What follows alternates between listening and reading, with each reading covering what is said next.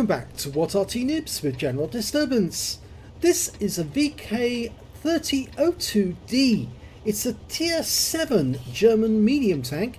It's located on the south spawn of Mountain Pass and it's under the command of Jaeger. Now this is a rather interesting tank because you don't see it all that often. It's the Tier 7 version, the more updated version of the Daimler entrant for the Panther project. As you know, in 25th November 1941, Hitler gave an order that they had to design a new medium tank of about 30 tons in weight to counter the threat caused by the T-34s and the KV-2s. The Germans that invaded in Operation Barbarossa came across these tanks, and none of the Panzer IIIs and Panzer IVs were able to defeat them properly, unless of course they were lucky and got really close. And so in order to defeat the sloped armour, they needed to devise a new tank with sloped armour of its own. First shot on that IS-2 shielded was very good. Now the tank that Jaeger's mounting here has got an 88mm gun. It's the updated version of the VK2001D. That's the VK3001D, I should say. That was the first version they put forward, and unfortunately it was not a very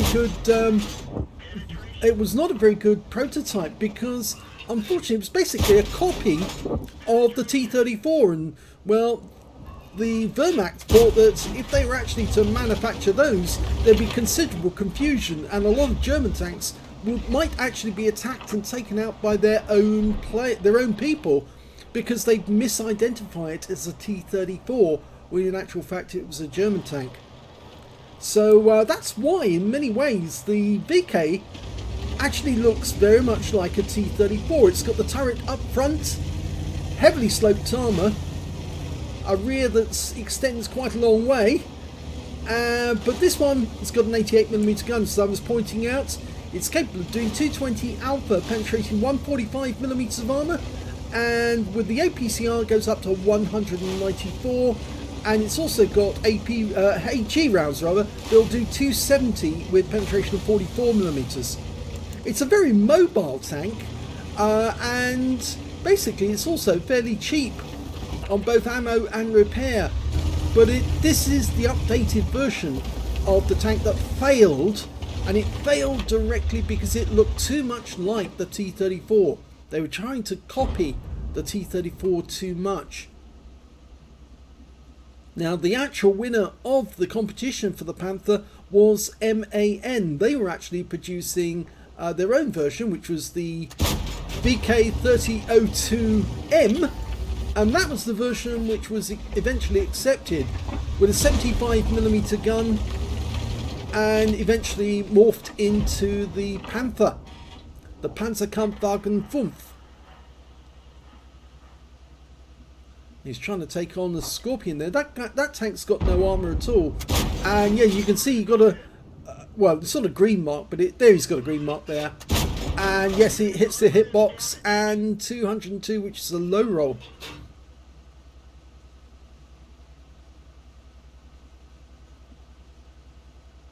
Now the project to actually update the VK presentation came out with the VK3002, and they, in this designation, they actually put the 88mm gun on it, just as Porsche wanted the 88mm gun put on his VK3001P, which of course is their heavy tank that eventually became the Tiger P. Of course, Porsche's designs weren't accepted because obviously they wanted to use a lot of copper and electric drives, and unfortunately this little project didn't get accepted for the same reason the first one didn't get accepted, simply because it looked too much like the T-34 and they didn't want confusion. Now he hasn't got a lot of gun depression, only 8 degrees, and oh, he didn't penetrate the side of that Black Prince, but he is going behind him. The Black Prince actually gets taken out by the Hummel. He's now going after a T-34-85M, and of course these two tanks are basically very similar, because after all the T-34-85 is basically a version of the T-34 with an upgraded gun, and basically this is also the VK3002 AMD is an upgraded version of the Panther with a 88mm gun. Of course, the high velocity 75mm you find in the Panther is very, very good. Oh, we've got a box tank. Oh, he miffed his first shot and he takes a hit from that 13cm gun. And that hurt him. Lost virtually half his hit points. Goes in, puts a round in, and the Hummel claims another kill. He was the one who got the Black Prince, and he finishes off the box tank as well. So only the one kill for Jaeger so far, but he's actually aided other people to get kills just by spotting them. See a very big hole, 13cm hole in one side, and he's also got an HE round went in through the other. Now we know that there's an enemy Arty somewhere up in front because that AMD just got taken out by him. He went round the corner and he got derped. And there's the Arty. In fact, there's two of them. And oh, he's ran killed the AMX-13F3. He's still got to deal with an M44 who's reloading. Oh, the M44 gets taken out by our M44. And with that, he's earned a patrol duty medal. But he's now got to decide, do I actually poke out round the corner and try and get hits on the enemy tanks on the ice road? Okay, Scorpion. Fires one round in, gets a hit for 211, which is a low roll. T29 bounces around from a T29. That's pretty incredible. And it looks to me like that was the 105mm gun, I think it was. He bounced another round from the Scorpion. Trying to get a shot in. Oh, now that hurt. The Scorpion finally fired a round in, an AP round, and got it to connect. Lost his gunner and his gun. Needs to get both those in. Okay, he's repaired his gun, but he needs to get the gunner in really. Either that or he needs to get very close to the enemy and drive up to them and shoot them at close range where he can't miss. T29's gone into cover. The Scorpion just hiding. Oh, he bounced another round from the Scorpion, but it needs to get a ram kill, I think, here. Oh, almost flips the guy over and shoots him at close range to get his last kill. And the T29's been taken out and this reduced numbers game is over. Now, that was a pretty good game, that. Here's the end of battle results, and it was an ace tanker for Jaeger in the VK3002D. He also got a spotter badge for spotting at least 1,000 hit points of damage, a hand of God for surviving the battle. Henry received damage from 4 different enemy tanks, a duelist for taking down 2 tanks who damaged him, a fire for effect for doing more damage than hit points for his own vehicle, and he picked up a couple of battle hero medals as well. He got the high caliber for dealing the most damage in that game, and he also got a patrol duty for spotting at least 6 enemy tanks and being the only one spotting them whilst they were damaged. And yes, so very well indeed. You can see that 8 tanks that he spotted straight off, so he was just 1 tank short of what he needed to get a scout medal. And basically this is a medium tank, but it also in some ways is, in size and weight, is very much like a heavy light tank in many ways, you might say. But yeah, not bad on the spotting. Let's have a look at team score and see where he was. We did get the highest damage in the game, 3,083 hit points of damage. The next high scorer being the IS-2 Shielded, who managed to get 2,908 on the enemy team. The next high score after that being the Hummel on his own team, who actually managed to profit from some of the spots that he did. 1,472 hit points went to him. When it came to kills, he was actually bested by the Striv 74 on his own team, but that guy got wiped out. 3 kills went to Jaeger and also to the IS-2 Shielded. And when it came to base XP, it was Jaeger who came out on top here with 1,510. And he was the only player to get over 1,000. The next highest player being his own M44 with 779. And after that, it was the Striv 74 with 685. He fired 20 rounds in that game, got 15 direct hits and 12 penetrations. The 88mm gun isn't that great at penetrating some targets, depends on the angle at which you hit them. You saw 2 shots that he made, one against the Black Prince and one against the T-34-85, which were problematical, you might say. We didn't pen the Black Prince on the side. In fact, actually, he didn't get to pen him at all. He was just basically circling around him to put a shell into his rear when the Hummel finished him off. And yes, he did have problems shooting at the T-34-85, but he got behind the guy and then shot him. And he did bounce around off that box tank as well, as you saw, and then had to rely on coming around, waiting for the box tank to reload before, of course, the Hummel took him out of the game. So it does have penetration problems, even with an 88mm gun.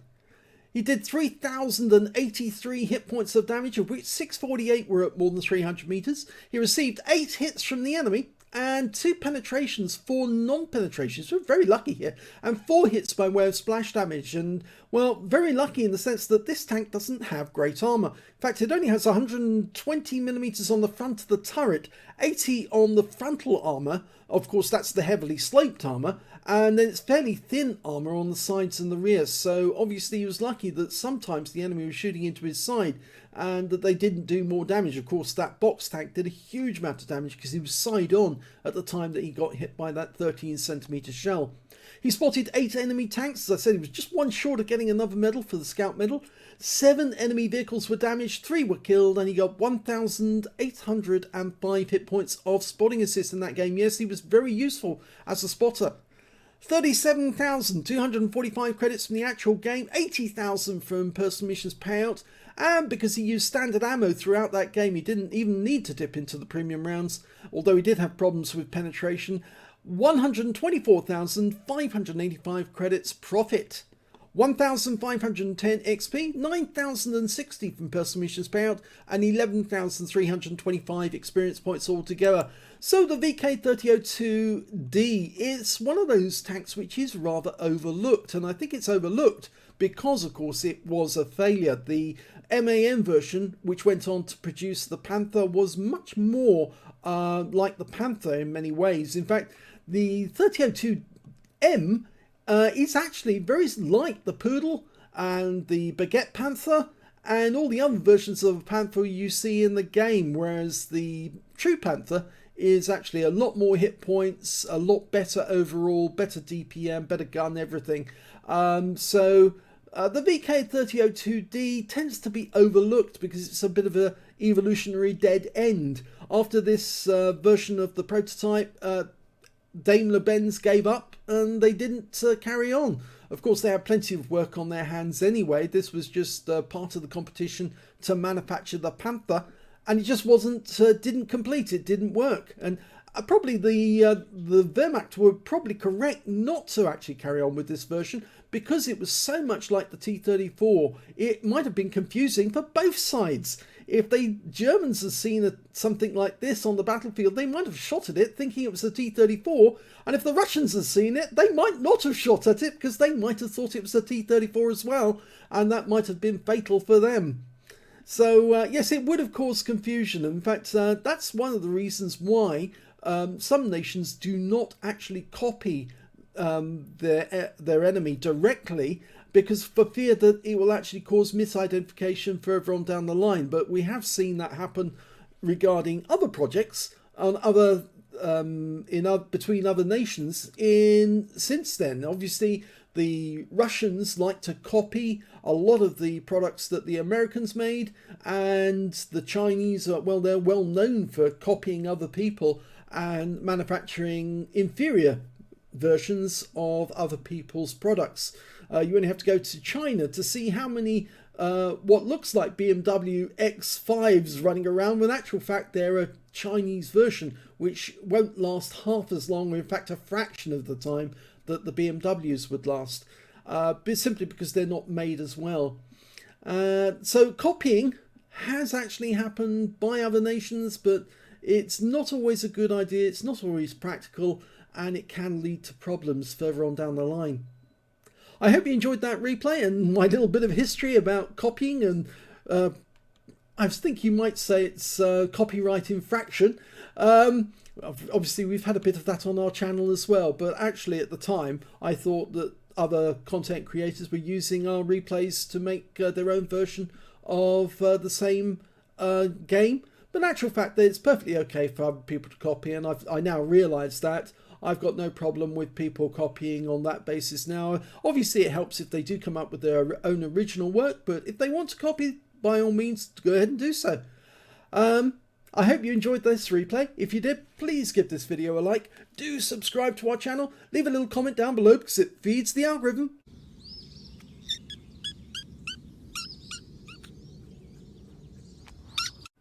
And thank you for watching.